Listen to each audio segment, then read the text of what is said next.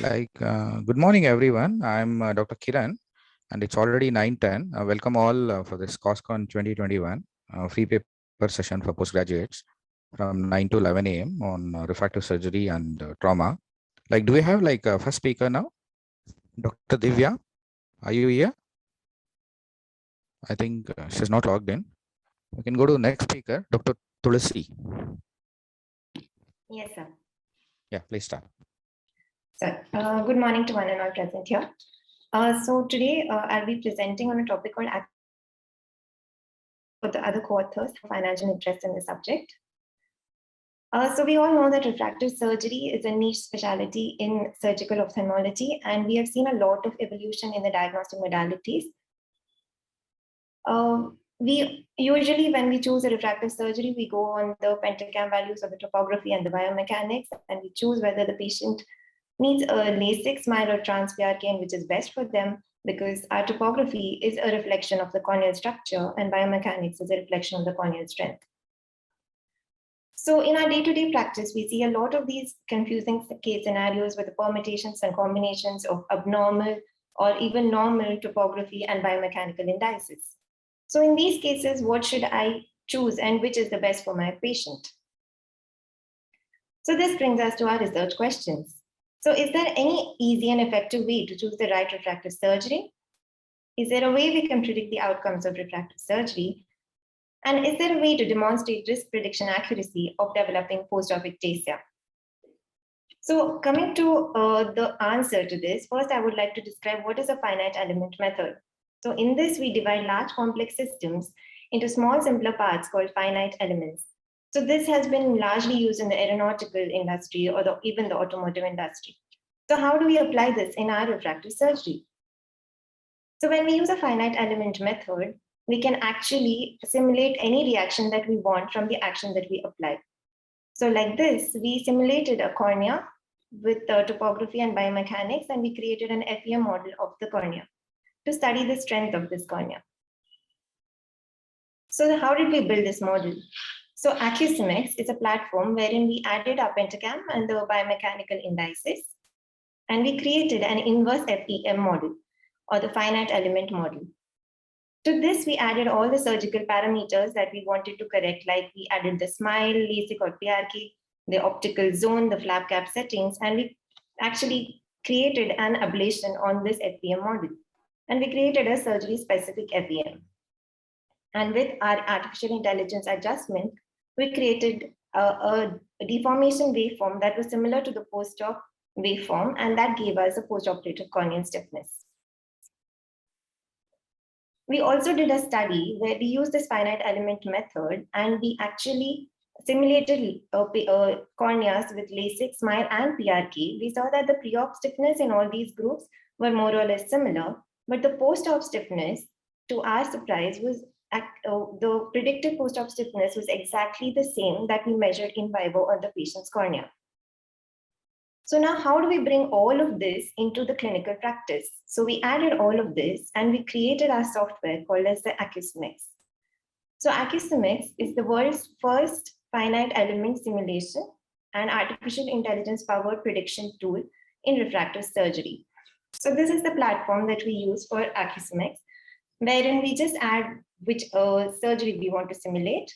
We just add all the surgical parameters, and then we just add to run. So once the simulation is run, we get a very simple PDF report that we can actually take a printout of. So these are the curves that we get. So the first yellow or the orange curve indicates the pre-op set, and the red curve indicates the post-op set, and the vertical lines indicates the stiffness of that cornea. And the blue wave indicates the change in stiffness from the pre-op to the post-op.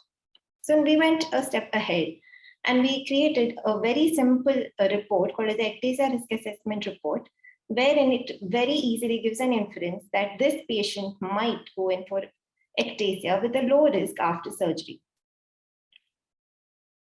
So with all of this, we did by building an AI model on 529 eyes from multiple centers, not only in India, but elsewhere as well. So what we did is we took the pre-op pentacam values and the Corvus values, and we fed in and created a simulation And after that, we put a nomogram and decided which refractive surgery to choose. And then we actually matched the predicted post-op stiffness with the in vivo post-op stiffness of the particular patient. So with all of that, we got a mean absolute error of 6.24 and 6.47 Newton per meter in the train and validation cohorts. And we successfully predicted post-op biomechanics of actually 10 ectasia eyes retrospectively. So then, now coming to how we can actually apply Acusmix in all our case scenarios. So first, I'll just be going quickly through simple 3 cases. So this is case 1 with this refraction. And you can see that all the biomechanical and topographical features were in the normal limits. So we ran an Acusmix and we saw that the pre-op stiffness was well within the normal limits. And even the predicted post-op stiffness was well within normal limits. So then we did a risk ectasia assessment and we could see that this patient will have a normal stiffness post-op. So for this patient, we could go ahead with either LASIK, PRK, or SMILE, depending upon the patient or the doctor's preference. Now coming to case 2, which is slightly different, here we can see that the topographical parameter is slightly on the borderline, but when we ran an Acusmix, we saw that pre-op stiffness was very much low to begin with, and definitely the post-op stiffness was not favorable. Then we ran the risk assessment, and we saw that this patient might have a low risk of ectasia post-operatively. So what do we do for such a case? So we went with the safest option, which is the PRK for this patient. Now coming to the third case, again with this refraction, which is slightly high, and then we did the topography and the corvis, which were all borderline, and then we ran our Acusmix, which again showed that the pre-op stiffness was very low, and thus the post-op stiffness also. So what we did for this patient, we ran the risk assessment scoring, and it gave a moderate risk. So we did not want to go with any laser-based refractive surgery, and we only went ahead with a phakic IOL. So with all this, what we know is that post-op excessive biomechanical weakening can lead to ectasia in normal eyes. And currently, there is no tool to predict the post-operative outcomes. But with our Acusmix, with our research, what we came across is that it is our first artificial intelligence-based simulation software for refractive surgery in the world, which predicts the post-operative weakness and helps decide on the type of refractive surgery. It's a very user-friendly software, which can be loaded into any of your computers. It is the first software to include India-specific data, and it is a very surgery-specific prediction model because it predicts individually for your LASIK, PRK, as well as for SMILE. And the in vivo simulation matches the post-op corneal stiffness very well with an excellent interclass correlation of 0.84 overall. So with this, I would like to end my talk, and thank you so much for the patient listening. Yeah, that was a wonderful talk. Thank you, sir. Yeah, I just wanted to ask you, like, how common is ectasia in post-SMILE patients? I'm sorry, sir. How common is ectasia seen in post-SMILE patients? So post-SMILE patient is pretty rare. We have not seen a lot of cases, but yes, we have a few cases that we have also presented these cases on a lot of forums. Yeah. So and the one which you, sorry? Yes, sir. The one you presented as 3 cases, sample cases, no? The second one, which are considered for PRK, right? Yes, sir. So. Correct. Yeah, correct. yeah. Like, what do you like? Do you augment it with MMC or something like that? No, sir, we don't. You don't use mitomycin C? For trans PRK, you're asking? Yeah. Yes, sir. We do use for high refractive powers. We do use MMC, depending upon the refractive error. So for every diopter, we use it for about 10 seconds. No. Every diopter 10 seconds. Okay. Yeah. Like, what are the risk of ectasia in post PRK you're seeing? Post Till now, during your fellowship days? Very less, sir. I have not seen any. So it's very negligible, right? Yes, the study is excellent. Yeah. Maybe this will help us out, like maybe in 1 or 2 patients out of maybe some more than 10,000 patients. Yes, but then in refractive surgery, I think even that one patient really matters because routinely, like what indices you will consider if you don't have this setup? what you should see? What are the risk factors you should see in topography and clinically? For topography, especially the corneal thickness, How if much? at all there is any posterior elevation that has been seen. Posterior elevation, how much? What is your endpoint? So for posterior elevation, we usually take about cutoff of around 17 and above, 17 microns. Okay, what about the corneal thickness? The corneal thickness, obviously 500 microns is a very good cutoff. But then again, we have used the software and we've actually used a lot of procedures. No, I'm not talking about the software. I want the clinical 500 one. would be a good cutoff. Okay, what about the keratometry values? I'm sorry, sir. Keratometry values, which we have been following since ages. Yeah, so 43, a maximum of 45 diopters. Okay. Would be a safe cutoff. Okay. Not Thank that you. we haven't done anything about that, but yes, if you're asking for a safe cutoff. Yeah. Thank you. Thank you, sir. Yeah. Ashwin, we can go to next presentation. Is Dr. Divya here? Sir, no, sir. Dr. No. Okay. We can go to Dr. Vandana. No, I'm here. I will just share my PPT.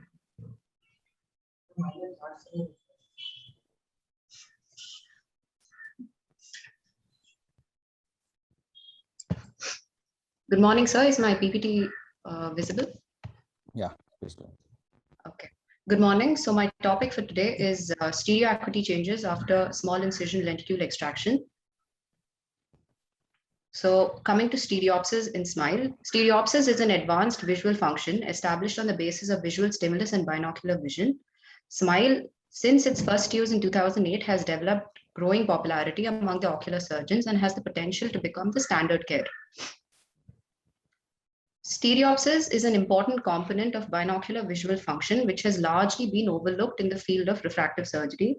Three-dimensional vision occurs when there is an amount of disparity between the retinal images in each eye, but not to an extent to which diplopia can occur. Coming to our aim of the study, to study the changes in stereoacuity after SMILE. So coming to the study flow pattern of our study, patients interested to undergo refractive surgery were taken into account. Screening, they have to satisfy the inclusion and the exclusion criteria. So coming to our inclusion criteria, patients with myopia, patients of the age 18 years or above, and when the BCVA should be about 6.6 or better, and they should have a stable refraction for months, minimum of a year. Coming to the exclusion criteria, corneal ectasia like keratoconus and PMD, any previous ocular interventions, including any corneal procedures, any previous corneal diseases like any herpetic disease or any scar, or any history of trauma. So once we've actually decided, we've done this inclusion exclusion criteria, we ask for consent for the study, and then we have taken into account 40 patients over here.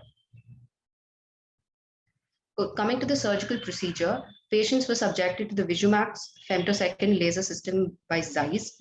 Here, the femtosecond laser parameters used were 120 micrometers was the cap thickness with 7 to 7.5 mm diameter of the cap, 6 to 6.5 mm diameter of the posterior lenticular surface was loaded. 2.2 mm long corneal incision was made at the 10 o'clock position, and a standard SMILE procedure was performed by a single surgeon. So this is a pictorial representation. The pre-op workup includes a detailed history, a good systemic examination, as well as a very detailed ocular examination, which includes uncorrected visual acuity and best corrected visual acuity, color vision, contrast sensitivity, dry eye evaluation, pentacam, indirect ophthalmoscopy with a 20 diopters lens and tonometry, along with near stereo acuity, which we do over here. So coming to the results, a total of 40 patients aged between 18 to 34 years were enrolled, and they underwent SMILE procedure for both eyes. The pre-op BCVA was 6.6 or better. Compared with the pre-operative with pre-operative vision, there was statistically significant difference in UCVA and BCVA at week 1, first month, and the third month follow-up. But the mean anisometropia in pre-op was 0.52, which was reduced in the 3 follow-ups following. So when we come to the results, we see that the median pre-smile near stereo acuity was 70 arc seconds, which was improved after smile to 30 arc seconds, which was significant. So coming to the conclusion, most myopic patients have stereopsis deficiency before refractive correction. So the smile procedure can actually sometimes enhance the stereopsis. Near stereo acuity showed significant improvement after smile, and stereo acuity is associated with the degree of anisometropia, but not the amount of refractive error corrected. Thank you.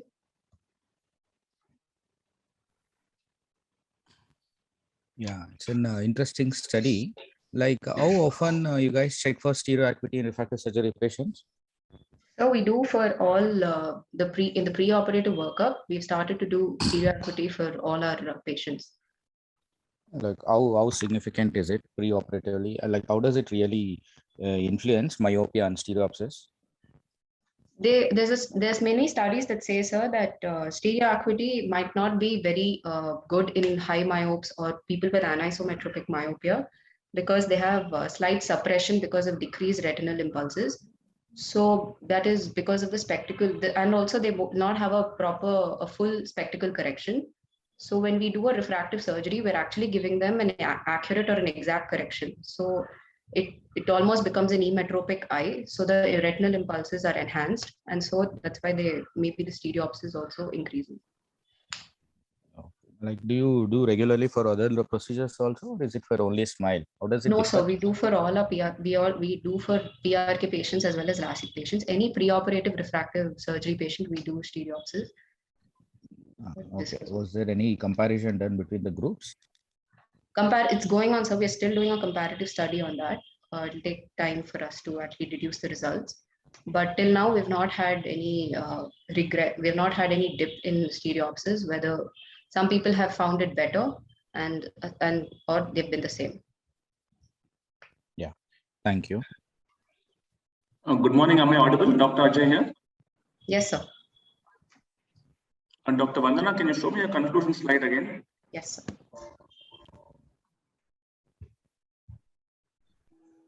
So this is the first line. No, what exactly is the meaning? Most myopic patients have stereopsis deficiency before refractive correction, which means you're talking of normal myopic patients. For example, I'm a low myope. Many of my patients, I have myopic patients. Most of us have stereopsis deficiency. Is that what it is saying? What is the meaning? They're either not being completely corrected. So because of that, maybe there is decreased retinal impulses, or maybe they enhance it, or they. Stereopsis is abnormal in most myopic patients. No, sir, it's not abnormal. It can be not even subnormal, sir. But some people do. They give a history that after refractive surgery, they have probably achieved better than pre. Which means most myopic patients do not have stereopsis deficiency before refractive correction. It is just that it improves after surgery. Yes, sir. It's like an enhancement, or rather, it gives them a better. Yes, sir. Better than normal stereopsis. Better than normal stereopsis, or rather, they feel better, sir. It's like after the procedure. Okay, because the first line said most myopia patients have stereopsis deficiency before refractive correction. That would not be right. Less stereopsis. So when we see anisometropic patients, because of the retinal impulses going to the cortex, there can be slight stereopsis deficiency. And normally we don't most correct. myopia patients with anisometropia have deficiency before correction, is what you mean? Yes, sir. Okay, and what about any patients have been doing for hyperopia also? We haven't done any for hyperopia, sir, yet. Okay, thank you. Yes.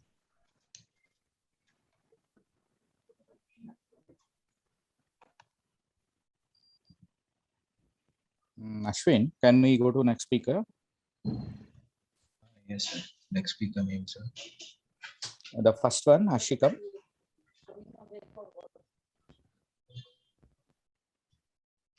Is Dr. Divya here? No, sir. Dr. Divya is not there. Yeah, Dr. Vandana, FP 11160. Yes, sir. I'll present my second. 1161, sir. Okay, now it's. So my second paper is about the outcomes after alcohol-assisted PRK versus excimer laser-assisted epithelial removal PRK.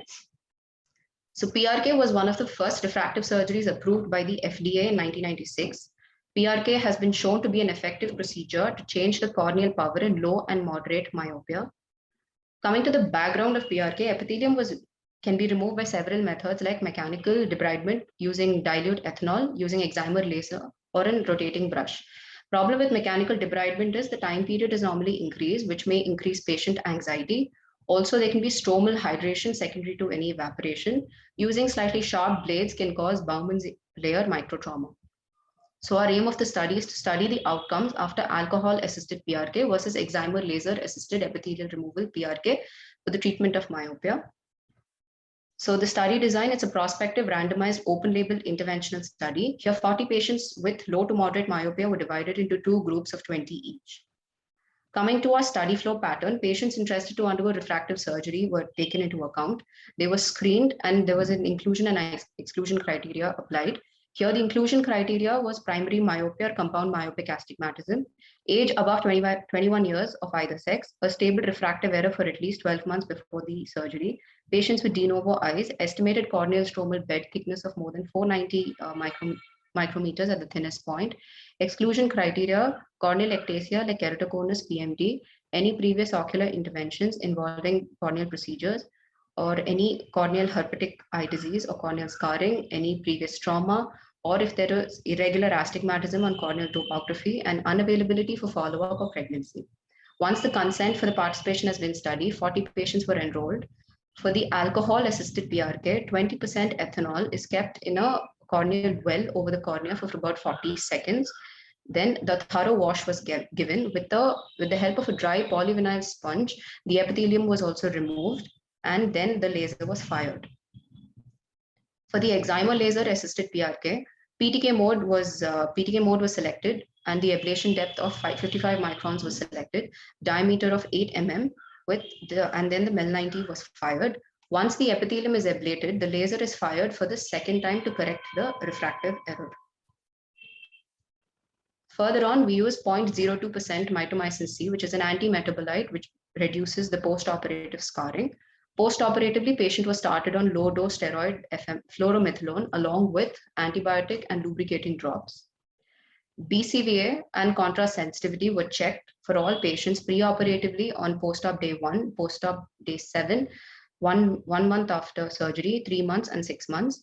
The 5-point present pain intensity scale of the standard long-form McGill pain questionnaire was used for measuring the pain intensity on day 1 and day 7. So coming to a pre-op workup, history, a detailed histories to be taken, systemic examination, a good detailed ocular examination, including UCVA, BCVA, color vision contrast sensitivity, slit lamp examination, dry eye evaluation, pentacam, subjective refraction, indirect ophthalmoscopy with +20 diopters lens, and then tonometry. So coming to our results, at the end of 3 months, the mean Snellen acuity measurement of BCVA and UCVA for both the group were compared, and they did not reveal any statistical significant difference. Coming to the pain score, pain was found to be more in the alcohol-assisted group on post-op day 1, but at the end of 1 week, there was no pain in both the groups. Contrast sensitivity was the same in pre and post-op period. So conclusion of the study is both techniques give satisfactory results. There was no statistical difference between both the procedures. So these are my references. Thank you.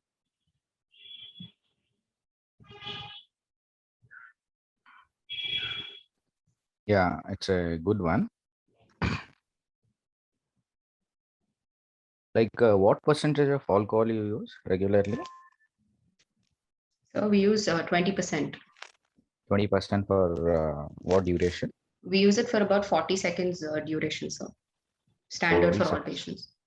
40 seconds. Like, do you think is it like a little too much? For 40 Sir, seconds 40 duration? seconds. We have standardized it for all patients and kept it at 40 seconds. So the epithelial removal is also easier. The time is also less for the epithelial removal. Okay. Dr. Ajay? Any questions from your side? This is Dr. Anita. Was there any subepithelial opacity in any of the cases? No, ma'am, not seen. Like how long you give post-operative steroids in case of alcohol removal, or in case of does it differ? We gave the same. This time period for same for both the cases. Like, We started them on low dose steroid for the first week, and then after that we continued them for 6 weeks of higher dose steroid. Okay. Okay. Dr. Vandana, Yes, sir. just show me the slide on materials methods where you will be doing it with exam laser. Go back to the slide where This one, sir. the method slide. Just go to the method slides. Yeah. So now, Yes, sir. have you done a surgery? Surgery somebody else, right? Not you, right? Yes, sir. The surgeon. Yes. Okay. So just my question was, if sometimes, for example, when I have done earlier, and even sometimes with one to epithelial debridement with alcohol for C3R, for example. Yes, sir. We have trouble with the patients moving the eyes. Sometimes they are very apprehensive. The alcohol, the well does not sit correctly. Alcohol can go all over the eye. Yes, sir. You get what I'm trying to say. So is there an advantage between exam laser and alcohol assisted where patients were used alcohol, there was more difficulty for the surgeon to keep the alcohol within the well and to keep it on the eye, whereas was it easier in exam laser? Would that also be a... Sir, for alcohol, yes, sir, the patient moving is a disadvantage, but even with the PTK mode, there's a chance that the patient will also move because the laser also fires for 40 seconds there. But we did not find any difficulty per se between the two. Both were similar. Yes, sir, both were similar. You are observing these surgeries as you have been there, or? I have been there, sir, for all the procedures. I have been there with the surgeon. Okay, okay, fine. Thank you so much. Yes. Yeah, can we like Dr. Kiran? Sir? Sir, tell me. Can we go to next speaker, sorry, please? Pardon? Hello. So tell me, Dr. Accept Ajay. my apologies. Who are the judges? When initially when I joined in, I could not get the audio properly. So who's the coordinator for the session? Ashwin, is it? Sir? Ashwin is a coordinator. Okay. And myself and you are the judges, sir. I think Dr. Anita also. There's a lot of technical glitches since it's our first session, no? It's getting improved as a session progress. Yeah, yeah. Okay. Let's go to the next speaker. In fact, the first speaker, first speaker Dr. wasn't Tulsi's there. first few. Yeah. Dr. Divya is absent. She hasn't presented it. Okay. And the second was Tulsi. Okay. AI-based device. Okay. And the third and fourth was Dr. Vandana. And like, is Dr. Divya here, Ashwin? Hello. Ashwin, is Dr. Divya here? Or can we No, go to sir. the next one? No, sir. No. Okay. Then let's go to the next trauma session now. First speaker, Dr. Apurva. Session's over, right? If you don't mind. 1 second. Sir.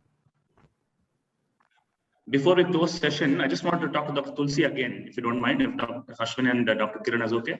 Yes, sir. Yes, sir. Yes, I'm here. Hello. Dr. Tulsi is there, right? Yes, I'm here. Yeah, Dr. Tulsi, sorry, I could not hear you in the initial slide. So just 2 minutes, bear with me. Sure, Show me your first few 2 to 3 slides once again. Yes, sure. Just 1 minute, sir. Yeah. Sorry about delaying this, Dr. Kiran and Dr. Ashwin. Okay. The early glitches caused me to miss some of the slides. Don't want to, mark it without knowing exactly what was the initial 2 or 3 slides. That's all.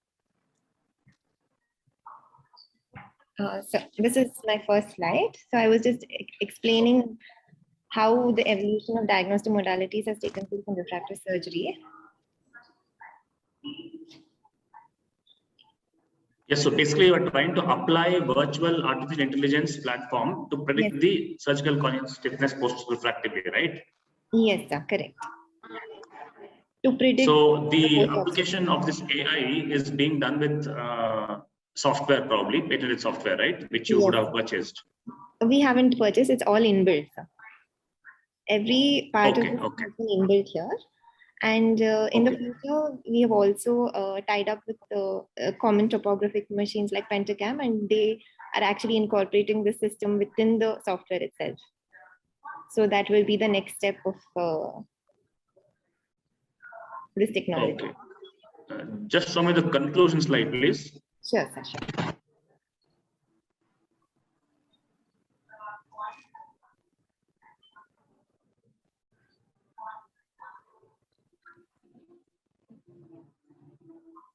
The last slide.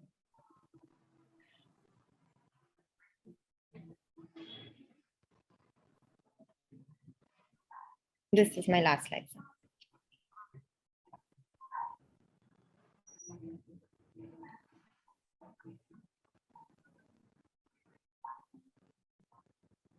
So you would recommend surgeons to take up this specific entity for It would predicting? Yes, sir. So it would definitely be a easier and like a user-friendly tool for at least the startup surgeons, because they don't have much of an experience. They can actually slightly have a better decision making with this platform. So that is what we want to bring in. And we are doing a lot of studies, not only in India, but we have a lot of other population studies as well that we are incorporating. So I think this would be a good software for at least the newer generations to pick up on. Okay, my last question to you. Yes, sir. I'm sure this would add to the expenditure incurred by the surgeon. Am I right? Yes, sir. But once it gets incorporated maybe into a topographic machine, it would come to you as a whole software, as a whole package. But yes, that would take some time. Anyway, my question is that would you think that the increased expenditure would be worth it for this extra benefit that we get? Would the extra benefit, would Yes, it be something? I think so, sir, because in refractive surgery, even one mistake or even one patient going out of the hospital in a a wrong this thing would be a big burden to the hospital itself, because refractive patients always bring in other patients with them. So I wouldn't risk even one patient's eyes. So I think this would give me a better hand over that. Along with Okay, thank you so much. the clinical acumen, this would be a better step. Thank you so much, sir. Thank you. Okay, yeah. Dr. Kiran, thank you. Dr. Ashwin, you can go on. Ashwin, let's go to the next speaker. Dr. Apurva, 1144. My presentation is on a study on firecracker injuries at Tertiary Care Center during Diwali festival. And the financial disclosure, the authors of this study have no financial disclosure or conflicts of interest with presented material in this presentation. Coming to introduction, the firecracker ocular injuries is an important cause of preventable blindness, especially during Diwali times in India.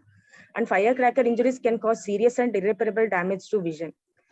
The objective of this study is to study the epidemiological factors, clinical profile, and effect of ocular cracker injuries at Tertiary Care Center. Coming to methodology, it is a hospital-based prospective intervention study conducted on 23 patients who presented with ocular firecrack injuries. The source of study is Minto Ophthalmic Hospital, Regional Institute of Ophthalmology, BMCRA. The study period is November 2020 to December 2020. Here I included details of trauma such as place of trauma, the type of cracker causing injury and mode of injury, and detailed ocular examination was done.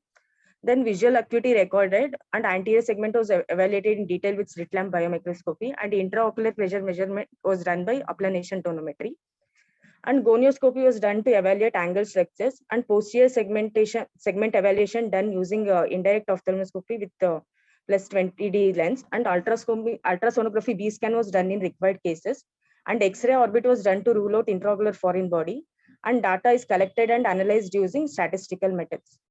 Coming to my results, there is like out of 23 cases, like 91% were males and 9% were females. And in age distribution showed there is highest occurrence in age group like 10 to 20 years with 40% occurrence, and followed by 0 to 10 years age group with 31% occurrence. Then the mode of injury usually like there was like self-inflicted in 63% of our study. And the type of cracker, the Bijli was the most common cracker. It was like 35%, followed by flower pot and atom bomb and rocket. Then at the time of presentation, we had 39% of patients had 6/18 and better vision, and 33 patients with moderate loss of vision, and 28% with severe vision loss. Among them, 2 patients had only perception of light. On evaluation, we had like 78% had anterior segment involvement, and 22% had posterior segment involvement. This is a slide showing like anterior segment, there is like 78% involvement. Out of 23 patients, like 18 had anterior segment involvement, and like 5 patients had posterior segment involvement. Then we had like anterior segment manifestations, like we had presented with the simple corneal aberrations, epithelial defect, ifema, uveitis, corneal tear, and traumatic cataract. And posterior segment manifestations like included Berlin's edema, vitritis, and vitreous hemorrhage. In out of like anterior segment presentations, like out of 18 patients, like 10 patients had corneal aberrations, and 2 patients had corneal tear, and 3 patients had uveitis and cataract. In posterior segment involvement, like in 1 patient, like that Berlin's edema, and 2 patients vitritis was there, and in 2 patients vitreous hemorrhage was there. Coming to discussion, in our study, like majority of patients were males, belong to age group of 10 to 20 years, and 63% of them were self-inflicted, and 26% required a surgical intervention. In a study done by Kumar et al., like it was like 78.4% were male, and 61% of them were less than 20 years of age, which was corresponds to our study. And in a study done by Chakraborty et al., 76.7% were male, and 96% of patients belong to age group less than 15 years. In most of the studies, like major effect was found to be anterior segment involvement. Like coming to conclusion, like a public awareness program and strict legislations must be implemented to avoid ocular injuries, and safety measures not only for persons lighting crackers, but also for bystanders to encourage to wear protective glasses. The other major cause is common practice of igniting crackers in the street. Actually, like this time, like last 2020, like due to COVID-19 pandemic, there was like total number of cases reduced compared to previous years. Previous years and all, it was like 48. Like 2020, it was like 23 cases we reported. Thank you, sir. These are my reference.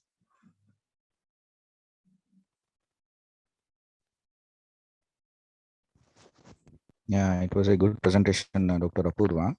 Yes. Like, hello, like Yes, what sir. are the like common chemicals which are present in crackers, which causes so much of trauma to the eye?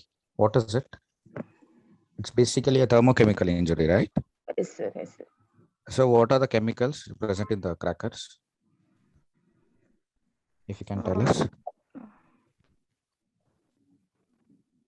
The most common. Most common. Okay, that's okay, not a problem. And do you have any idea of like what temperature it rises up to with this crackers or the flower pots and all?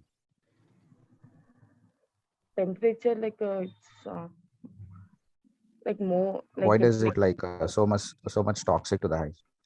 Up to like it will be around like 1500 to 2000 okay. degrees will be the temperature actually. Okay, sir. And most common chemicals will be like potassium nitrate, aluminum Okay. powder, sulfonylurea they use. That's why it is so toxic and it causes severe ocular damage. Okay, sir. And Dr. Ajay, anything you have to ask?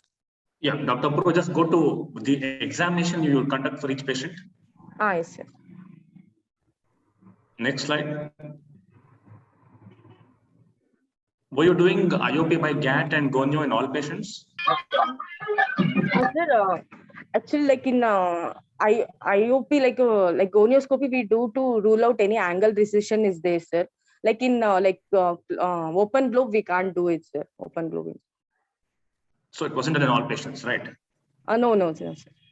You would only do it in those patients in whom it was possible to do so. Possible to do, sir. Yes.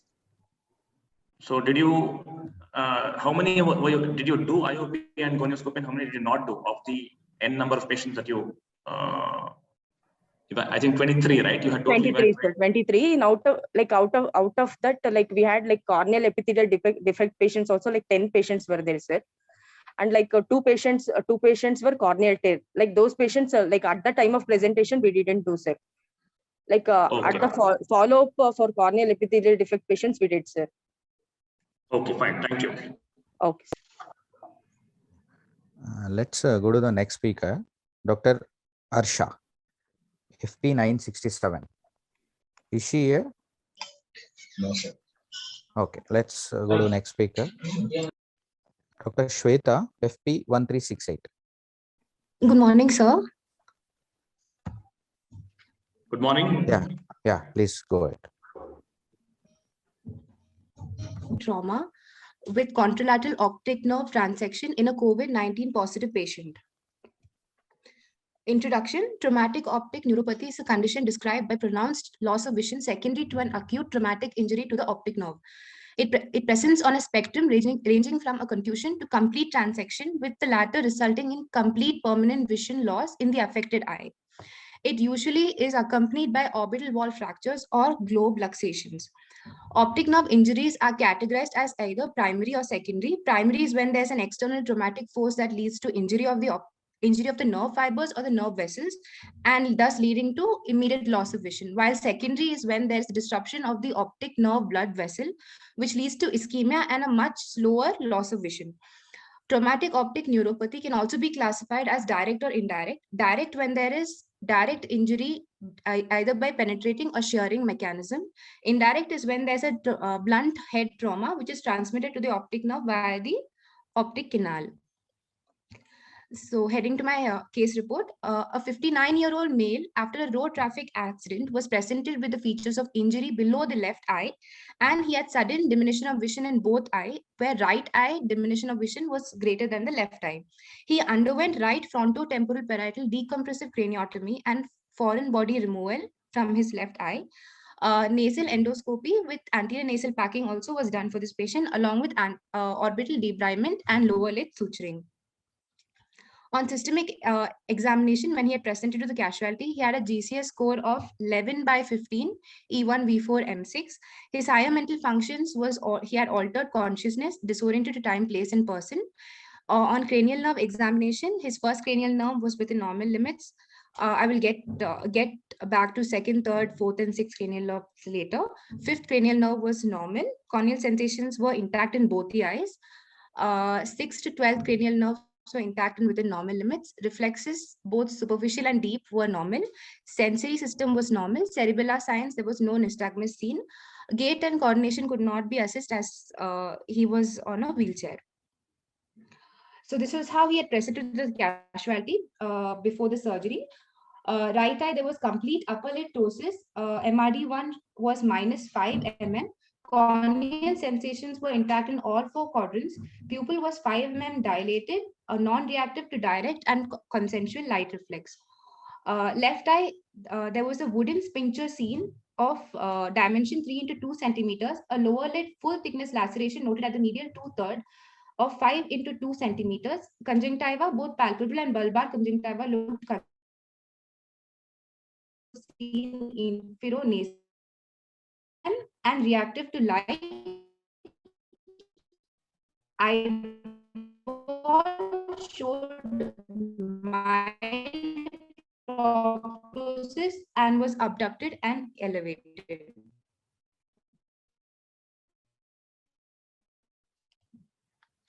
On ocular examination, which slight head tilt to the right side, there was a left on ocular posture, left eye, there was 7 degrees exotropia noted.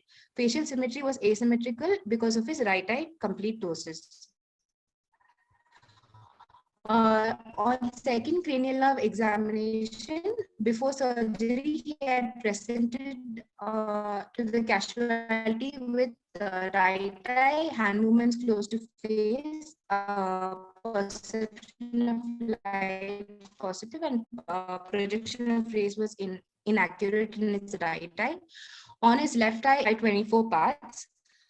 On while his direct and consensual light reflex was absent in his right eye, left eye direct was present while consensual was absent. Near vision, color vision, and there was he was reading up to N12 confrontation method for the left eye. Post-operatively, his right eye there was complete restriction. All ductions and vergence was restricted, and his left eye there was partial restriction of all ductions and vergence. This right eye before surgery I've already explained. After surgery he had there was absence of lid crease. Both bulbar and palpable conjunctival chemosis was noted. Corneal sensations was intact in all 4 quadrants, and pupil was 5 mm dilated and non-reactive to light. Left eye, after surgery, there was lower lid sutures present at the medial 1/3 of the lower lid, extending up to 7 into 2 centimeters. Upper eyelid covers half of the cornea. Corneal sensations were intact, and pupil was 2 mm, oval and reactive to both direct and consensual. Eyeball was intact.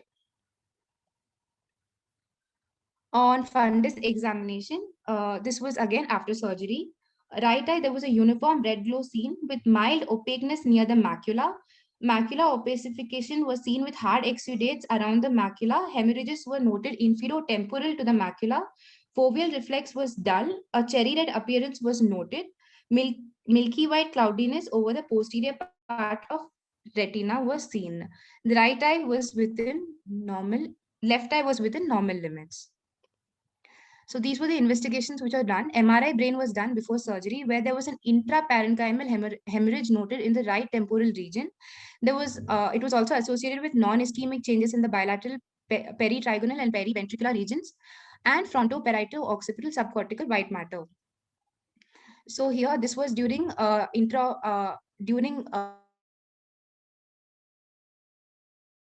MRI was done, where you can see a wooden stick entering to the medial canthus of the left eye, crossing all the way through the nasal cavity, damaging the ethmoids all the way up to the superior orbital fissure of the opposite eye, extending up to the temporal lobe of the right side.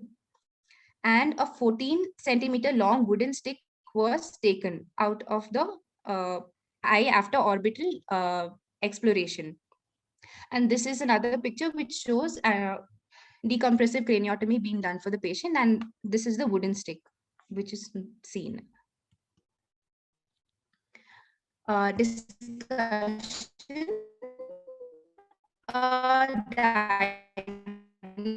Diagnosis of traumatic optic neuropathy is usually straightforward based on the clinical history and examination findings. The assessment can be difficult when the patient's mental status is impaired owing to severe trauma. The main treatment option is mainly systemic steroids or surgical decompression of the optic canal, or a combination of both. It is the I think I think your screen is not visible. Hello, Ashwin, I have there's lost the lot screen of, too. I think one request to the speakers, kindly stick on to your times. It's only for 6 minutes. Okay, and sir. make sure you have a proper network from the place where you're presenting, and all this carries marks for us to judge you people. Can you go to conclusion, please? Yes, sir. Yes, sir. Please show the last slide.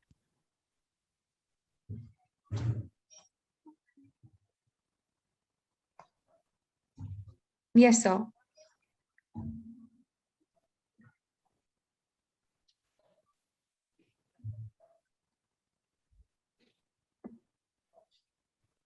Hello, am I audible?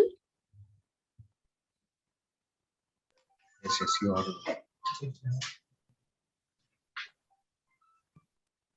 Hello. You're audible. Sir? Yes, sir. An interesting case. Thank you, sir. Ashwin, there's a lot of disturbance. Can we go to next speaker, please? Okay, sir. Okay, sir. I'm reminding all speakers, please stick your time. It's only for 6 minutes. And excess time will be carrying a negative marking. And make sure that you have a proper network from the place you're presenting. Sir, next speaker name. Do we have Dr. Dhruv? 1406. Dhruv Gopal. 1 Yeah. Good morning, Yeah. sir. Yeah. Please share your screen. Yes, sir.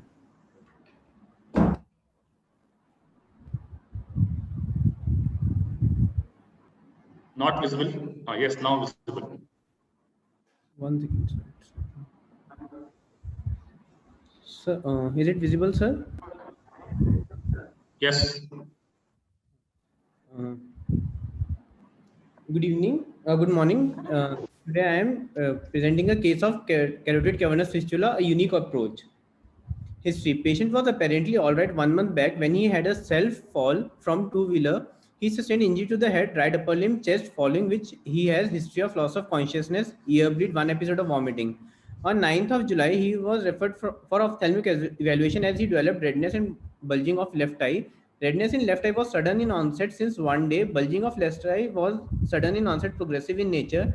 Drooping of left upper eyelid, which was sudden in onset with mild swelling of upper and lower lid since 1 day. CNS examination. Drowsy and disoriented, high mental function cannot be assessed. Cranial nerve examination. Cranial nerve 2, 3, 4, and 6 were affected on the left side. Superficial and deep tender reflexes were increased. Ocular examination, head posture normal, ocular posture left side mild proptosis, visual axis parallel, facial asymmetry was present. Palpebral aperture vertical 10 millimeters, horizontal 29 in right and left was 0 and 30 millimeters. Ptosis measurement, it was MRD1 -5 on the left side. Extraocular movements, binocular extraocular movements were restricted. Left side it was restricted in all the gazes. This is the anterior segment photo of the right eye. This is the anterior segment photo of the left eye on 9th of July. Proptosis evaluation. On palpation, orbital margin were intact. Retropulsion test was positive. Proptosis was compressible and reducible. Pulsations were felt. On auscultation, bruit was heard. On pressure, it was absent. Measurement of proptosis on 9th of July. OD was 15 mm. Left eye was 20 mm. Measurement of proptosis on 18th of July. Right eye was 15 mm and left eye was 25 millimeters. Anterior segment of left eye. This was on 18th. The proptosis increased. Intraocular pressure measured by eye care on 9th of July was 15 and 21. On 18th, it was 13 and 23. MRI. It was shown that in the left eye, there was proptosis increase. This is the increased proptosis. And we can see the superior ophthalmic vein, which was dilated. Management was done endovascular embolization using the covered stent on 19th of July. Post-calling anterior segment on day 5, we can see the chemosis has reduced, proptosis has reduced, but the visual acuity was not there. Discussion. A carotid cavernous fistula is the result of abnormal vascular connection between internal carotid or external carotid and the venous channel of cavernous sinus. The presentation can be varied and non-specific. However, patients with CCF commonly present with ophthalmic manifestation due to venous drainage of the orbit from the cavernous sinus. Direct CCF often presents with a classic triad of pulsatile, exophthalmos, orbital bruit, and chemosis. The goal of treatment is to cease flow into the cavernous sinus and reconstruct the cavernous ICA.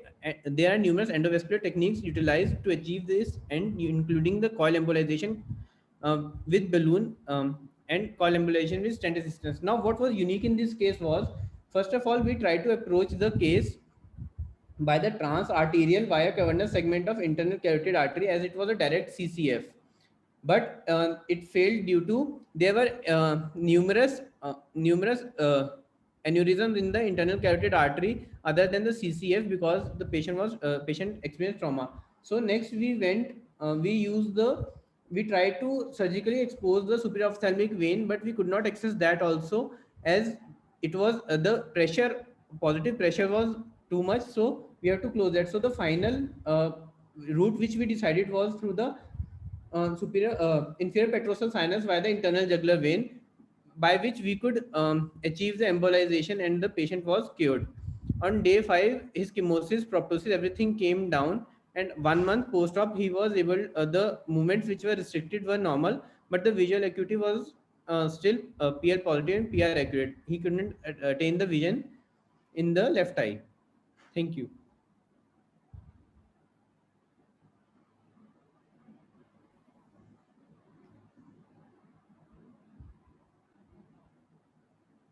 How is the patient doing now? Like, how back was the thing, the case managed? Sir, patient, initially when the patient was brought, he was unconscious and comatose. After that, the ortho people stabilized the other fractures. After that, the patient developed proptosis in the left eye. Right eye was normal. He was able to move, follow the orders. Now the patient is fine, but the vision in the left eye is not there. There is RAPD in the left eye, but the movements are better than before, sir. The extraocular movements, Okay. sir. Thank you. Ashwin, let's go to the next speaker. Shubhangi, FP1103. 1 minute. Yes, ma'am. Yes, sir. I'll just connect my screen. Is my screen visible, sir? Yeah, please go ahead. Okay. Good morning, everyone. Today, my paper presentation topic is pattern of chemical and thermal injuries in tertiary care center, conducted in Vijayanagar Institute of Medical Sciences, Ballari.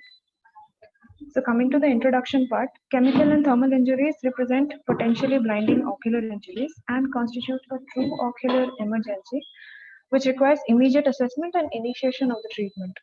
Chemical and thermal injuries of the eye produce extensive damage to the ocular surface epithelium, cornea, anterior segment, and limbal stem cells, which results in permanent unilateral or bilateral visual impairment.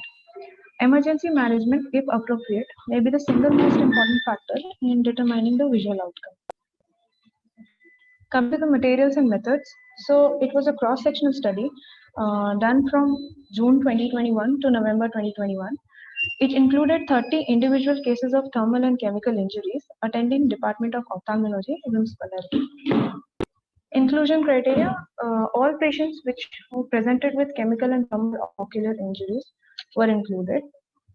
Exclusion criteria, patients who already had undergone some sort of primary repair before presenting, or patients who presented with infections like endophthalmitis, keratitis, or uveitis. Coming to the analysis and results part. So among the 30 patients, 67% were males and 33% were females. Age group affected, most common age group affected was of young adults, that is of 17 to 30 age group, 17 to 30 years, that was 86%. Followed by middle-aged adults, that was 5%. And the least common was oldest, that is after 50 years of age, 2%. Occupations affected, most common occupation affected was of construction workers, that is 46%, followed by 17% of the pediatric population. Followed by 20% of the farmer population, then 17% pediatric population. Injurious agent affecting the most common injurious agents affecting the population was construction hazards, that was 47%, followed by chemical burns, that was 23%, and environmental hazards, 20%. Best corrected visual acuity among the 30 patients, so 53% of them had vision between 6/60 to 6/12, followed by 37% with more than 6/12. So sequelae of ocular injuries, majority of them, that is 60%, presented with zone 1 and 40% had zone 2. None of them presented with zone 3 injuries. Discussion. So in our study, 67% of the affected population was male. Most common age group affected was of young adults, that is 86%. 46% of the affected population was construction workers. And the most common injurious agent was construction hazard, that is 47%. 36.66% of the patients had a vision of 6/12 or more. 40% of the patients had epithelial defects. So zone 1 was affected. Coming to conclusion, so male, young adults in the age group of 17 to 30 and construction worker by occupation were the most commonly affected patients, with construction hazard being the most common causative agent. These are preventable by creating awareness and usage of appropriate safety measures among the construction workers. Thank you. Yeah, it's a good study to Shubhangi. Ashwin, can we go to next speaker? Drishya, 1497.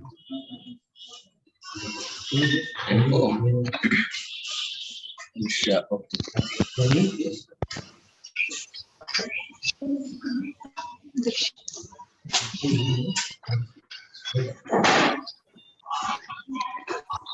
Hello.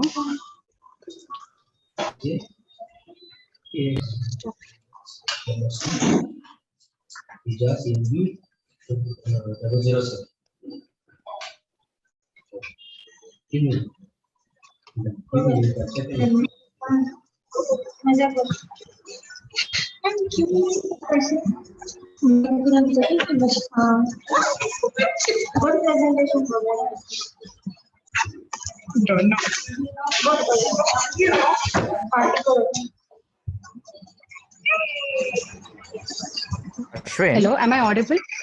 Hello, sir. Ashwin, Sir, am are I you there? audible? One sec. Ashwin, are you there? Yes, sir. Yes, sir. Please mute everyone else other than speaker, judges, and yourself, because there's a lot of disturbance from few speakers. So now what can I do? Yeah. Please mute all other speakers. Okay. Except judges and yourself. Drishya, please carry on. Okay, sir. They Okay, are sir. already muted. Yeah. Okay. Drishya, please start. Yes, sir. Good morning, one and all. So the topic for today's free paper presentation from my side is a straightforward technique for intraocular foreign body removal using endomagnet.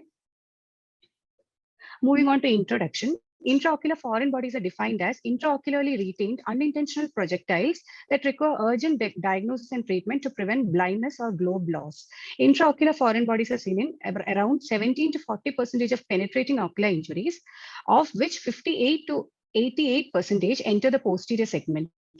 Location and damage caused by an intraocular foreign body depends on several factors, including the size, shape, and composition of the object at the time of impact.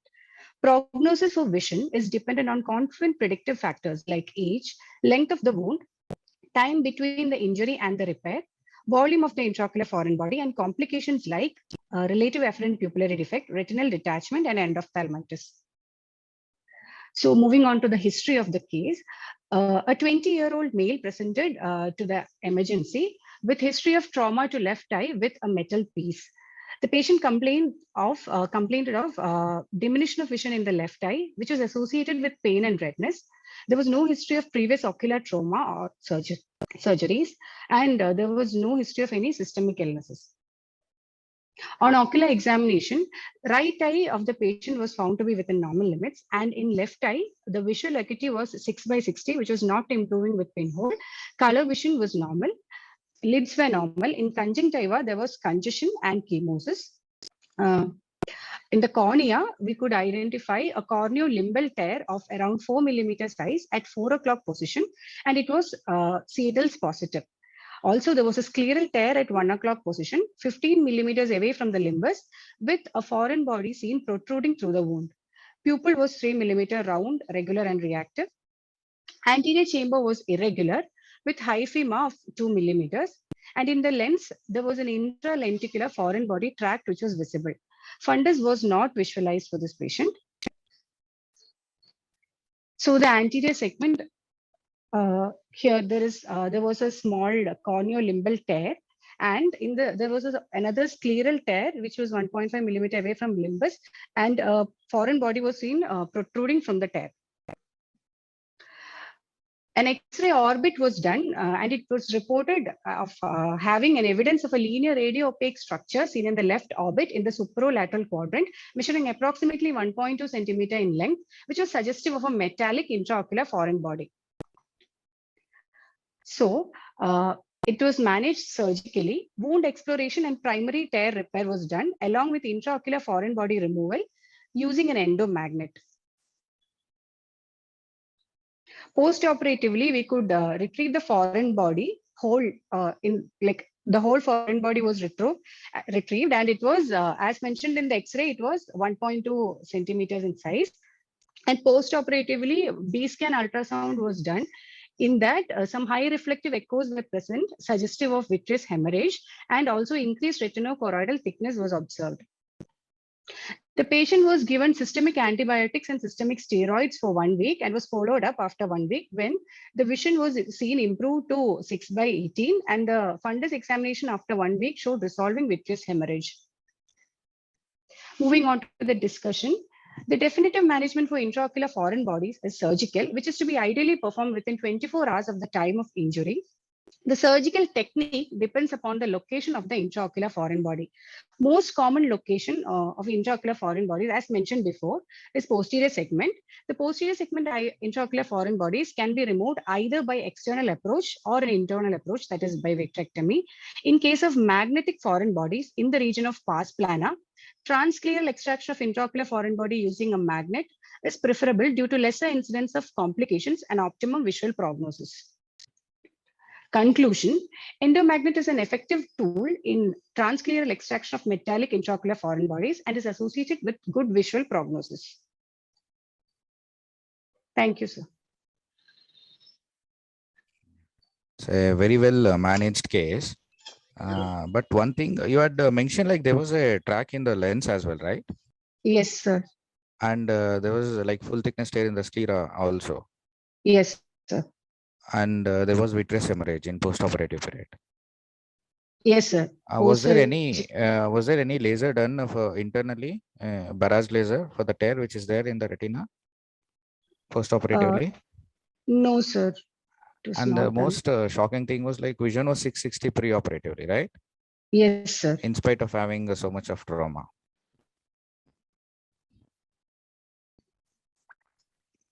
Hello? Yes, sir. Hello. Like what's the vision now? Has he developed cataract or anything? Because there was a lens track. Once lens gets injured, it will develop cataract. Yes, like how much time it takes for it to develop cataract? Sir, 2 weeks to 1 month. Okay.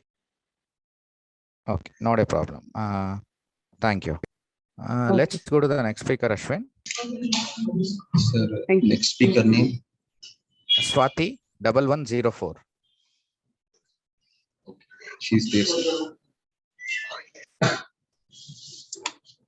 Swati ji 1104. It's there. Okay, sir.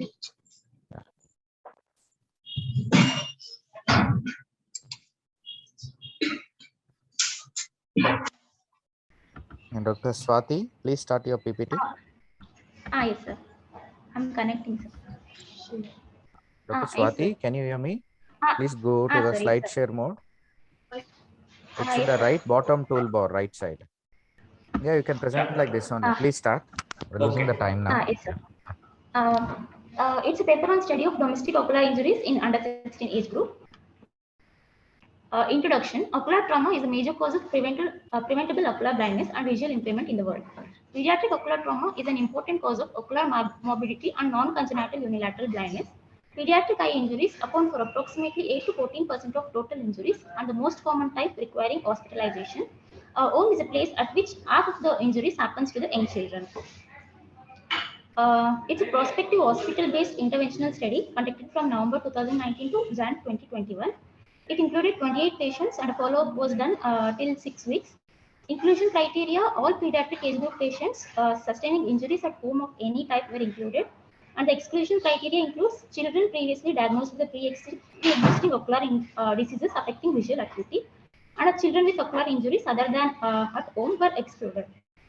Pre-intervention assessment, eliciting appropriate history, visual acuity testing, slit lamp examination, fundus examination, and a B scan, radiograph, lacrimal sac syringing, and CT scan of orbit were done in relevant cases.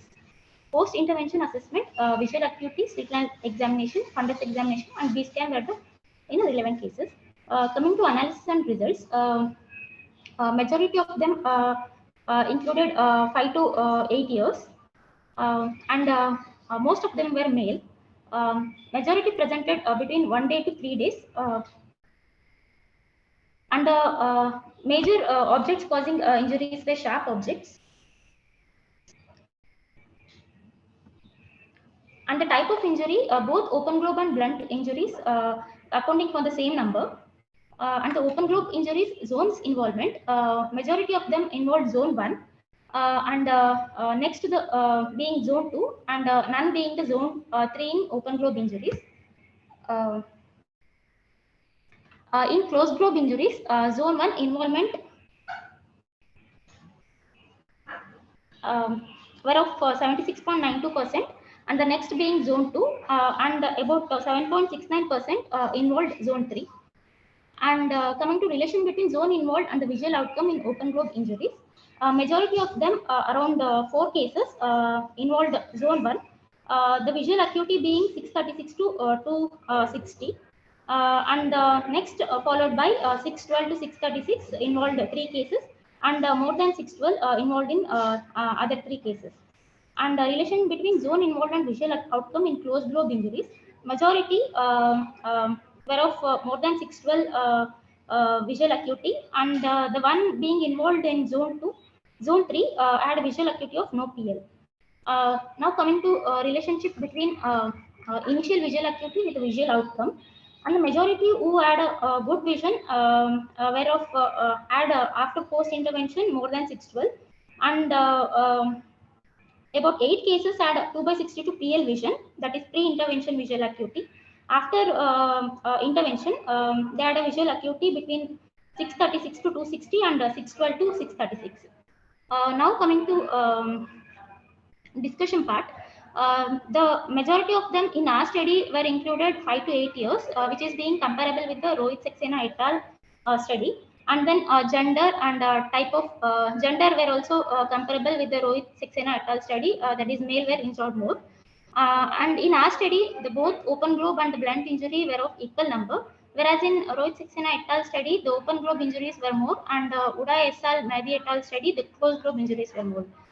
And the time since injury more presented between 1 day to 3 days in our study, which is comparable with the Rohit Saxena et al. Study.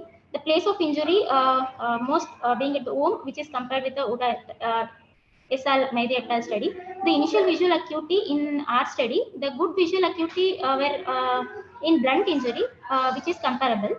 And the final visual acuity wherein best corrected visual acuity in closed globe injuries were more than that of open globe injuries, which is comparable.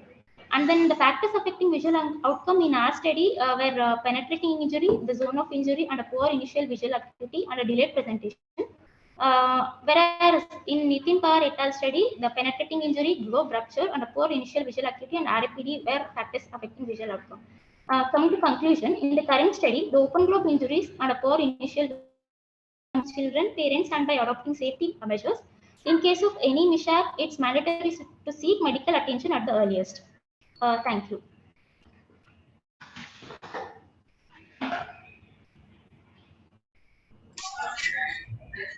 Yeah, this is an interesting study, and all parents should be informed about this.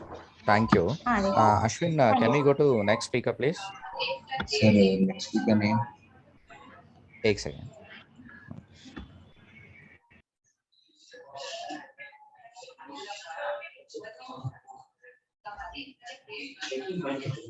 It's Shahista 1289.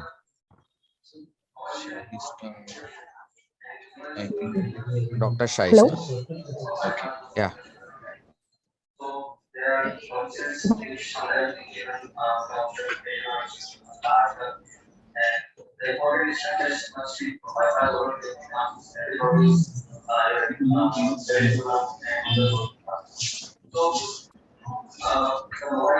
Good morning, sir.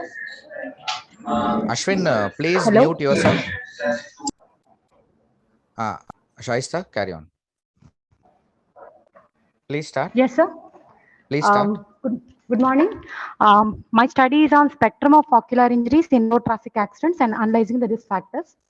Ocular trauma in road traffic accidents can result in a wide spectrum of injuries to the globe, optic nerve, adnexa, ranging from a relatively superficial to vision threatening. Mine is a 50 patients. It's a prospective hospital-based study conducted from Jan 2021 to September 2021 for a period of 9 months, attending a WIMS Ballari. Inclusion Your screen criteria is not, included the individuals who sustained. Sahiti, your screen Yes, is not sir. visible properly. Please go to the slide share mode now. It's in the bottom of the toolbar. Bottom of the toolbar. Bottom of your screen. Right corner. Yes. Yeah, press that. Slideshow. Yeah. Now, sir. Press. Now, sir. Yeah, please carry on. Yes. My inclusion criteria: individuals who sustained ocular injuries during the road traffic accident, individuals who were driving or were in a vehicle during accident. Exclusion criteria included patients who sustained ocular injuries other than RTA with previous ocular injuries and with severe head injury, severe chest or abdominal trauma with Glasgow Coma scale less than 8. Evaluation included eliciting appropriate history, visual acuity testing, slit lamp examination, fundus examination, B-scan, radiograph, lacrimal sac syringing, and CT scan of orbit in relevant cases. Coming to the evaluation, and we have analyzed, and the results obtained were among the 25 to 40 age group, there is a 60% involvement, out of which males are predominantly involved up to 54%, and 6% were the females. Females were comparatively less involved in all the age groups, whereas males are predominant. Type of vehicle, the patient gave history of up to 72% of people have gave a history of usage of two-wheeler, whereas 16% has used three-wheelers and 12% has used four-wheelers. Time of injury, most of the injuries occur during nighttime, about 60%, whereas only 40% during daytime. Duration between injury and presentation, 4% of the people have presented within 1 hour of the injury, and 1 to 6 hours have like about 80% people have presented within 1 to 6 hours, whereas 16% of the people had a delayed type of presentation because the patients were first gone to primary care, then later they were for further treatment they have referred to tertiary center. 62% of the people had a history of intake of alcohol, whereas 38% had no history of intake of alcohol. In my study, only 4% were using protective measures, and almost like 96% were without protective measures. In my study, 54% were the predominance lids have predominantly involved, out of which after that conjunctiva is involved up to 12%, and the least involved were cornea, and optic nerve involvement was 8%. Clinical pattern, how it was involved, is almost all the cases had some or the other lid involvement, out of which 48% had lid edema and edemosis, and 40% had lid laceration, and 12% had lid laceration with canalicular tear, orbital fractures and subconjunctival hemorrhage, and traumatic mydriasis up to 10%, and traumatic optic neuropathy in 8% cases, and conjunctival tear and corneal abrasion in 2% cases. Why are the slides not These are moving some at of the all? photo pictures. Sahiti, Sir, there's a moving, lot sir. of technical Yes. glitches. Your slides Slides are are not not at all moving at all. moving. Yeah. Like I request Sir, all the now? speakers, at least you guys should know how to present in a web mode. You guys should have done Sir. some rehearsal before presenting. You're wasting the time of the session. Sir, now? Yeah, please carry on. Second one showing tissue loss, third one showing lacerated wound, fourth one showing conjunctival tear, fifth one showing again lacerated wound, and sixth one full thickness lid tear. Segment involved, 8% has anterior segment alone, and whereas 20% had anterior and posterior. Posterior alone has no involvement in my study. About 72% people have had vision of 6/6 to 6/18, whereas 8% people had 1/62 perception of light projected. Zones involved, zone 1 involvement had a very good prognosis, visual prognosis, up to 70% people having 6/6 to 6/18, whereas zone 3 involvement had very less vision. Discussion with other studies with Shilpi Dubey et al. And Maurya et al. The age group involved in our study was 25 to 40 years, whereas in Shilpi Dubey et al. And Maurya et al. had 21 to 30 years. Genders were in all the studies, males were predominantly affected, and zone involved was zone 1 in mine and Shilpi Dubey, and whereas Maurya et al. It has zone 2 involvement. Type of vehicle, two-wheelers were predominantly involved in all the studies. Protective measures were only 4%, whereas Maurya et al. Studies showing 57.89. And time of injury was night time, whereas Maurya et al. Is showing afternoon. And protective measures, initial visual acuity and zone of injury duration between trauma and the presentation had a good prognostic factors. Conclusion, ocular injuries in RTA results in spectrum of damage to intraocular structure and adnexa.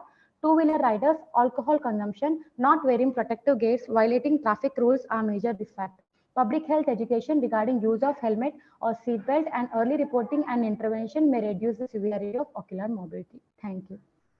It was a good study. Dr. Ajay, you have any questions? Nothing. Next speaker can come. Okay, we can go to next speaker. Ashwin. Next speaker is Dr. Kirti 1245. Sir, hello. Dr. Kirti 1245. Good morning, sir. Sahista is there. So Shaista is here, sir. Hello. Yeah, please tell me, Ashwin. Sir, Sahista is there. So can I Okay. present? Yeah. Go ahead. Good morning, everyone. My paper is on a study of pediatric ocular trauma in a tertiary care center. Introduction, eye injuries are an important cause of ocular morbidity in the pediatric population, being a leading cause of non-congenital unilateral blindness in the same group. These injuries cannot always be prevented, but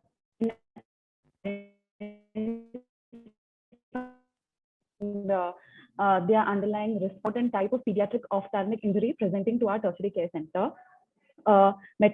This was a retrospective descriptive study done over a period of 6 months of pediatric ocular trauma cases presenting to our emergency. The inclusion criteria included ocular trauma in otherwise normal pediatric population with no prior ocular disorders or any debilitating disorders. Exclusion criteria included pre-existing ocular disorders and unstable patients with head injury, fractures, and ENT bleed. The results of our study included, out of the 240 pediatric patients seen, majority were boys, about 69.58%, and girls were about 30.41%. And majority of the injuries happened during daytime, that is about 88%, and most of them occurred at home, that is about 58.3%. And the commonest type of injury was blunt trauma, that is about 67.9%, which was followed by penetrating injury, that is about 22.5%. And other type of injuries were rare. The major cause for immediate visual loss following injury among this study group was corneal tear, that is about 20.8%, followed by traumatic cataract and hyphema.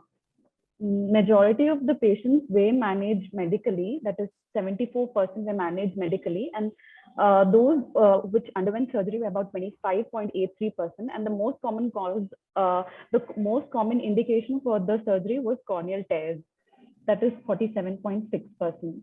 So moving on to the discussion, ocular trauma in children is quite common in the developing world and can lead to significant loss of vision and can be detrimental to the psychological growth of the developing child. Most of the injuries in children occur from careless and unsupervised environments, which can be eliminated with better awareness and improved safety protocols. There was a majority of the study population were boys, which is similar to other studies, and this could be explained on the basis that boys were involved in more aggressive and violent behavior, violent play activity compared to girls. Mechanical ocular injuries can either be caused by sharp or blunt objects. Universally, Most mechanical ocular injuries are caused by blunt objects, a finding consistent with other results. And in our present study, most of the ocular trauma patients required no surgical intervention, which is consistent with other studies, which is mentioned in the references. The overall prognosis of ocular injuries in children is considered poor in developing countries like India. Therefore, it's almost like the main reason for this was the poor socioeconomic status, lack of well-equipped eye care centers, and lack of round-the-clock facilities for general anesthesia. Also, as most rural areas do not have accessibility to an ophthalmologist, the patients have to travel large distances, and therefore, to get proper medical treatment, there is a considerable delay. Finally, educating the patients of unilateral eye trauma about the need for extra precaution for the other eye is must. This is so as the other eye is at a higher risk of injury due to reduced visual field of the patient. Conclusion, this study showed that most common cause for immediate visual impairment following eye injury in children was corneal tear. Most of the injuries occurred at home. Therefore, it is essential to increase parental awareness and supervision so as to reduce the exposure of young children to potentially dangerous objects and situations. Thank you. Yeah, this is an interesting study. So, Yes. like, what was the study period? It was about 6 to 8 months, sir. 6 to 8 months. Yes, sir. Like, can you tell your sample size? Sample size was 240, sir. So you mean to tell there's about 240 cases in just 6 months? Yeah, sir. That's like a major pandemic of ocular injuries then. So trivial injuries were also included, sir. Okay, okay. But like this seems to be like, it's like a pandemic of ocular injuries. So it was the data was collected from the register, sir. It was a retrospective. Okay. Okay. Okay. Thank you. Thank you. Can we? All speakers to please stick to their timing. Okay. Thank you. Yeah. Ashwin, we can go to the next speaker. Sir, next speaker, Kirti, right? Yeah. Yes. Hello. Yeah, please carry on. Yeah. I'll be presenting paper on analysis of high-risk group for ocular chemical injury. At outset, I would like to thank everyone giving me this opportunity to present today at the summit.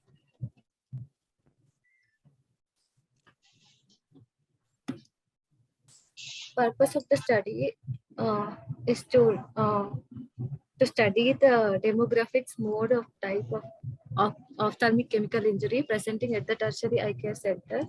Objective to know epidemiology of ocular chemical injury among patients sustained injury at workplace, to study the prognosis and management that was done based on severity of the ocular chemical injury. This is a retrospective. Ashwin, 1 second. Ashwin, please mute yourself. Carry on. This is a retrospective descriptive study of patients with ocular trauma presented to tertiary eye care center for 1 year duration. Information included are age, sex, time, and mode of injury and type of injury sustained, diagnosis, investigations, details of medical and surgical management. Data was statistically analyzed. Inclusion criteria, the patients with ocular chemical injury at workplace. The patients with ocular chemical injury not sustained during workplace, thermal and neutral chemical injury, sharp and blunt ocular injuries are excluded from the study.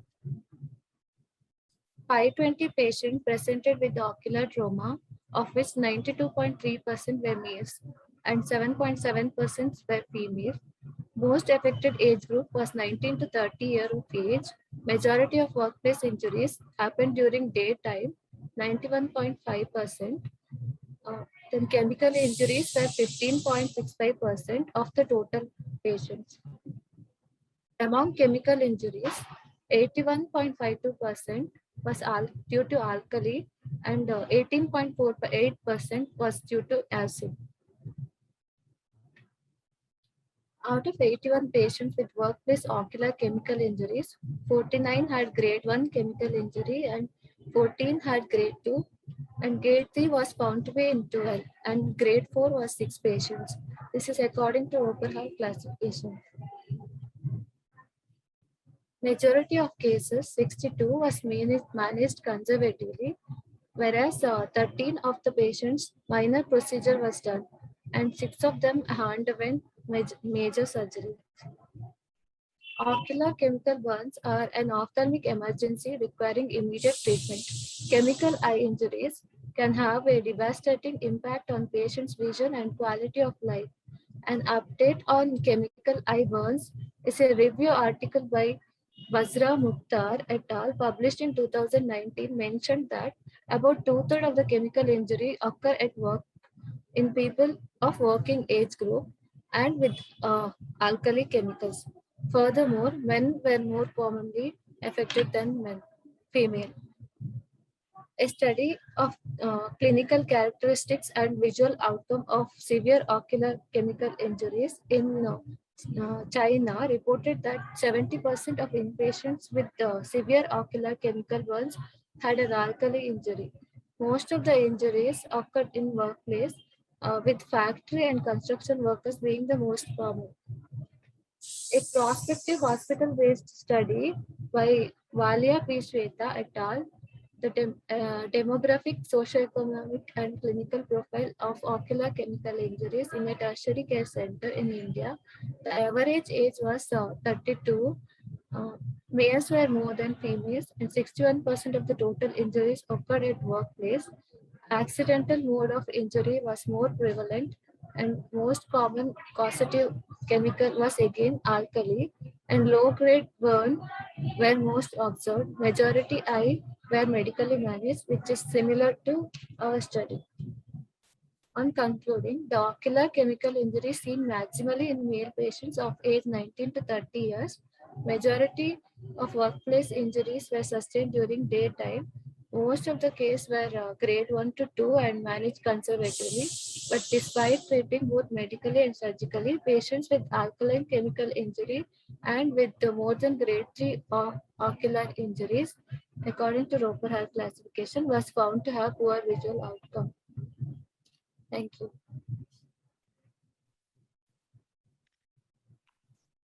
Yeah, so totally you had around like 60 plus cases of chemical injuries, no? 81, sir. Yes, sir. 81. Like what is the study period? So 1 year. Duration of your 1 year. Okay. Yes, sir. And the total cases of ocular trauma for 576 something. Yes, sir. Yes, sir. So since how many days you have 520. taken collecting this data? Yeah. Since how many months you have been considering this data?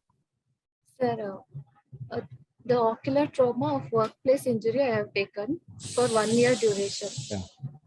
2019 It's 1 year. to 1 year. Okay. Okay. Thank you. Thank you, sir. Okay. Ashwin, can we go to next speaker? So next speaker name? Pujita. Pujita. Okay, wait. You understood it.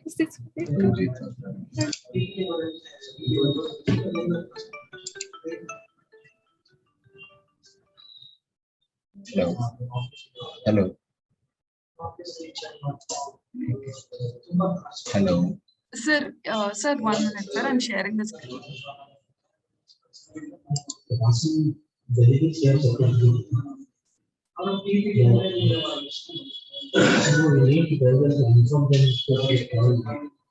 Can you please share the screen of Pujita? Good morning, everyone. Today's my paper topic is clinical experience of ocular chemical injuries, a hospital-based study. Introduction. Ocular chemical injury, which represents 11.5 to 22.1% of ocular traumas, is an ophthalmic emergency which needs immediate assessment and management. The majority of victims are young, exposed at home, workplace, and associated with criminal assaults. It can cause extensive damage to ocular surface epithelium, cornea, anterior segment, and limbal stem cells, resulting in permanent unilateral or bilateral visual impairment. Acids cause coagulation of tissue protein, forming a barrier which prevents deep penetration, whereas an alkali penetrates by disrupting the barrier caused by the saponification of cellular lipids. The severity varies from mild irritation to complete destruction of ocular surface epithelium, corneal opacification, visual loss, and rarely loss of eye. This has a major impact in terms of long-term morbidity and is a matter of major socioeconomic importance. So immediate evaluation and intensive treatment in acute settings as well as regular follow-up is the key in limiting adverse effects of ocular tissue damage secondary to chemicals. Objectives of the study to determine the pattern of chemical injury of the eye, to determine the ocular damage and grade the severity of chemical injury, to compare the visual acuity in acute phase and last follow-up visit. Materials and methods. Study design. This is a retrospective study was conducted on 127 patients reported with history of chemical injuries from January 2016 to September 2021. Source of data was from medical records of patients with history of chemical injury was analyzed, and severity of ocular injury was graded according to Roper Hall grading. Coming to results, based on age distribution, majority of the patients were between 31 to 45 years of about 39.70%, followed by 15 to 30 years of age.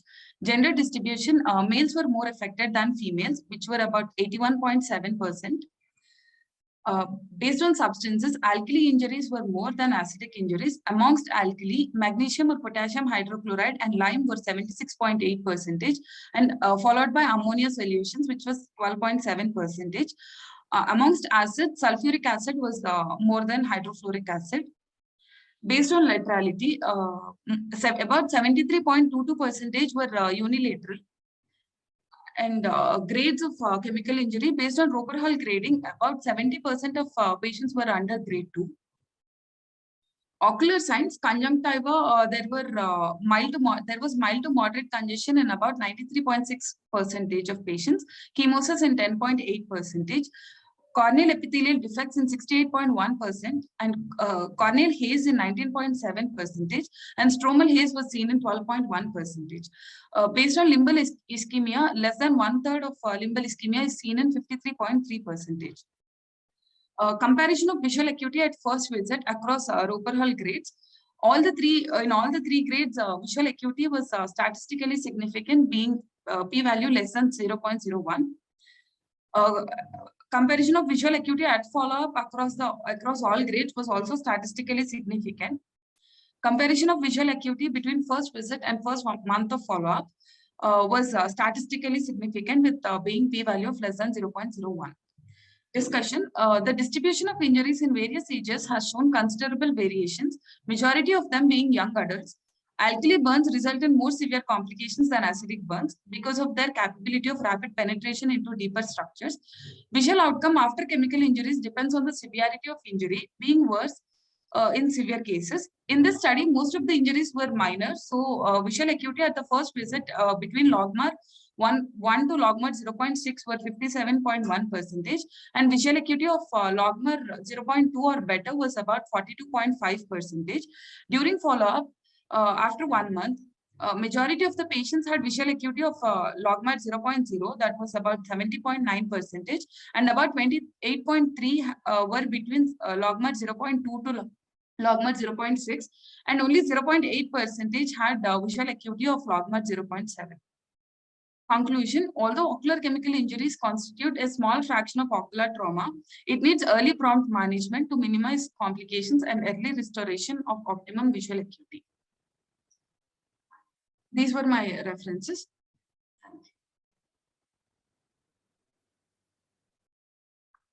Yeah. Dr. Anita, any questions for the speaker? No, sir. No, sir. Okay. Can we go to the next speaker, please? I think the last one. Sushmita, Dr. Kundarti, something? yes. FP818. Yes, sir. Today I'm going to discuss about the pattern of ocular injuries in pediatric population. Ashwin, make it screen share mode, please. Sir?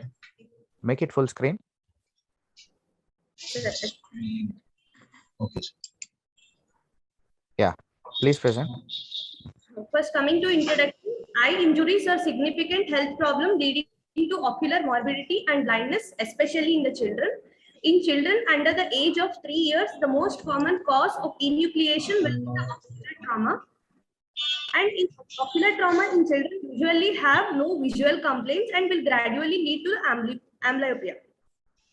Coming to objectives of the study, the aim of the study was to identify cause, mode, type of injury, demographic and clinical profile, and evaluate the visual impairment following ocular trauma in the pediatric age group. Here I am taking the age group 17 years, attending the tertiary eye care hospital.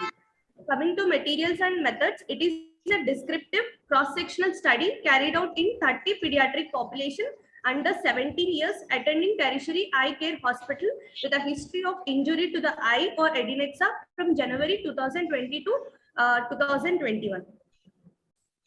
Coming to inclusion criteria, all the pediatric patients with the age group up to 17 years of either sex having the complaint of ocular trauma attending tertiary eye care center were included in the study. Exclusion criteria, patients with a history of eye disease like glaucoma, congenital anomalies, and other non-traumatic causes and age above 17 years were excluded from the study. Coming to the results, according to my results, the male are more commonly affected to the compared to females. That is 3:1 ratio, and the average age is 11 to 17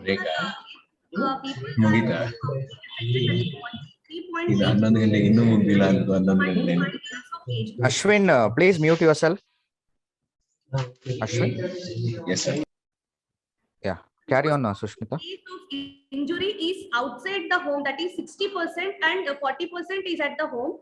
And the usual presentations will be within 24 hours, that is 63.3% people will be presenting earlier and 36.7% people are presenting late after 24 hours. And coming to adnexal injuries, in my cases only 7 cases are associated with adnexal injuries, and 20% of the cases are with the closed globe injuries, that is 6 cases, and 56.7%, that is 17 cases are with the open globe injuries. And wooden stick being the most common of these, that is 36.7%. This blunt mode of injury being the most common, that is 60% compared to the sharp injuries. In 50% of the cases, the initial visual acuity at the time of presentation was less than 6/60, and it is more than 6/60 in 50% of the cases at the time of presentation. And these are the statistics supporting my results. And coming to the discussion, in our study, as per the age-specific pattern of ocular injuries, more prevalence found is the age group between 11 to 17 years, as they are more exposed to games and other activities. School-age children are more susceptible than the younger age groups. Younger age groups are more susceptible to handler-related injuries like fingernails of siblings, mother, or caretakers. Boys tend to affect more commonly than the girls because of their adventurous nature. And wooden stick causes the greater number of injuries, followed by the sports, which are the more common in the older age groups. And accidental fall injuries and injury with other objects, which are more common in the younger age group, where the actual activity at the time of injuries and mechanism of injuries were not well known. Other causes of injuries are blunt objects, household objects, road traffic accidents, chemical injuries, burn trauma, animal bite in India. Like in sports injuries, cricket ball and bat injuries are more common nowadays than gilli danda and bow arrow injuries. Also in India, festival season have more chances of ophthalmic injuries like firecracker injuries during Diwali. More interestingly, in our study, due to low socio-economic status and lack of supervision of parents, animal bite injuries were found in younger age group. In our study, closed globe and adnexal injuries had different incidences, 20% and 23.3% respectively, similar to other studies. The cases of adnexal injuries associated with the lid lacerations and 6 cases of closed globe injuries included subconjunctival hemorrhage without any perforation of the globe. In our study, incidences of open globe injuries were higher accounting to 56.7%. All open globe injuries were treated with preservation of normal anatomical structure but had poor visual prognosis. All patients were treated at our institute with required investigations. In our study, total 20 patients needed inpatient admission. In that, 2 patients with traumatic cataract treated surgically with the PCIOL implantation, and the partial and full thickness corneoscleral tears in the 17 patients were treated with suturing. Coming to conclusion, ocular trauma is a major cause of unilateral blindness in the young male children. Hence, parents and children should be educated regarding preventive measures. According to our study, as most of the eye injuries occurred mostly in unsupervised conditions, which can be easily preventable. Due to trauma, few patients remain blind, which affects patients' quality of life. In our study, most of the patients visited within 24 hours had good visual acuity, showing early seeking of treatment and good supervision is helpful in better outcome of the visual acuity. And these are my references. Thank you. Yeah. Dr. Anita, any questions for the speaker? No, sir. No, sir. Okay. What about Dr. Ajay? Nothing, Dr. Okay. Ashwin, do we have like any other speaker left out? Yes, sir. I think Shivani. Is Shivani here? Mine is Yeah. Dr. Asha. Who is it? Asha. Arsha FP 967. Yes, sir. Okay. Please carry on. Sir, shall I mute Sushmita? Sushmita, yeah, please mute. Arsha FP 967. Yeah. Please carry on. My topic is clinical study of visual outcome in closed flow injuries in road traffic accident cases. Ocular injuries in road traffic accident constitute a major but preventable cause of visual morbidity worldwide, so it is of public health importance. Mine is a prospective hospital-based study which is carried out over 6 months in 50 closed lobe injury patients. Your slides are not moving, Dr. Arsha.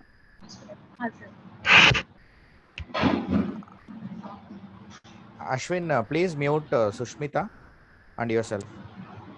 You can make it slide share if you can. So my inclusion criteria were closed lobe injury patients following road traffic accidents, and patients with open lobe injuries and closed lobe injuries other than RTA, and patients with severe head injury and severe chest or abdominal trauma. These patients were excluded. And these patients were evaluated using torchlight, and visual acuity testing was done with Cns examination, fundus examination, IOP measurement, and radiograph Optic were done, and CT scan and B scan were done in relevant cases. Coming to analysis and results, in my study, most of the age group affected was 21 to 40 years, that is the young productive age group, and most of the gender was males were more commonly affected than females. And coming to the duration between injury and presentation, most of the injuries presented within 6 hours, that is 96% of injuries, they presented within 6 hours. And the most common segment involved was anterior segment, and 14% of their cases, both anterior and posterior segment were involved. And coming to the visual acuity at the time of presentation, in 96% of cases, patients presented with visual acuity of 6/6 to 6/80, and only one patient had PL negative. And the ocular structures involved, most lids were more commonly involved, that is 92% of cases, followed by conjunctiva, 60% of cases. And most common zone involved was zone 1, and they had a good initial visual acuity. And the zone 3 injury, these patients had bad visual prognosis. And I followed for 3 months, and this is the best corrected visual acuity at 3 months. Most of the patients, that is 82% of the patients, they had good visual acuity at 3 months, that is 6/6 to 6/80. And I compared the initial visual acuity and the best corrected visual acuity at 3 months. And patients who had good initial visual acuity, they had good visual prognosis at the end of 3 months. And I compared the time of presentation of injury and the best corrected visual acuity at 3 months. So patients who presented early, they had good visual outcome at the end of 3 months. And most of the injury, they occurred at night times, that is 65%. And most of the patients were under the influence of alcohol. And most common vehicle involved was two-wheelers. And I compared my study with other studies, that is Dawson et al. Study and Puzari BS et al. Study. In almost all three studies, they concluded that most of the age group affected was the young productive age group, and males were commonly involved. And in my studies and the Puzari BS et al. Study, the zone 1 injury was most common. And in all studies, two-wheelers were affected. And in my study, most of the patients injured at night time, and other studies, it was at daytime. And I concluded from my study that the prognostic factors, including best corrected visual acuity, is initial visual acuity and the zone of injury and the duration between trauma and presentation. And other studies also, initial visual acuity and zone of injury, they constituted the most common prognostic factors.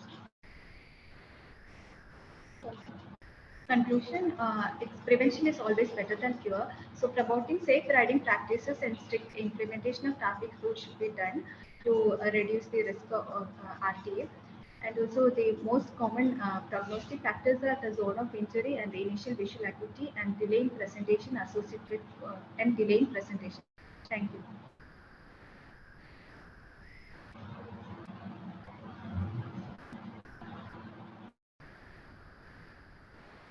Hello, sir.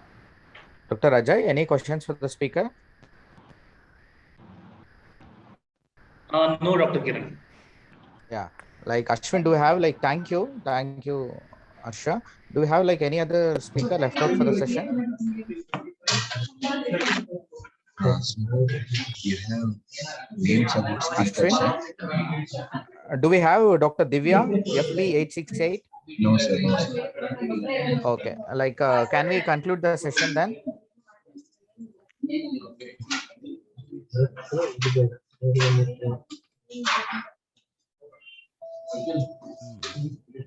Shall I conclude the session, Ashwin?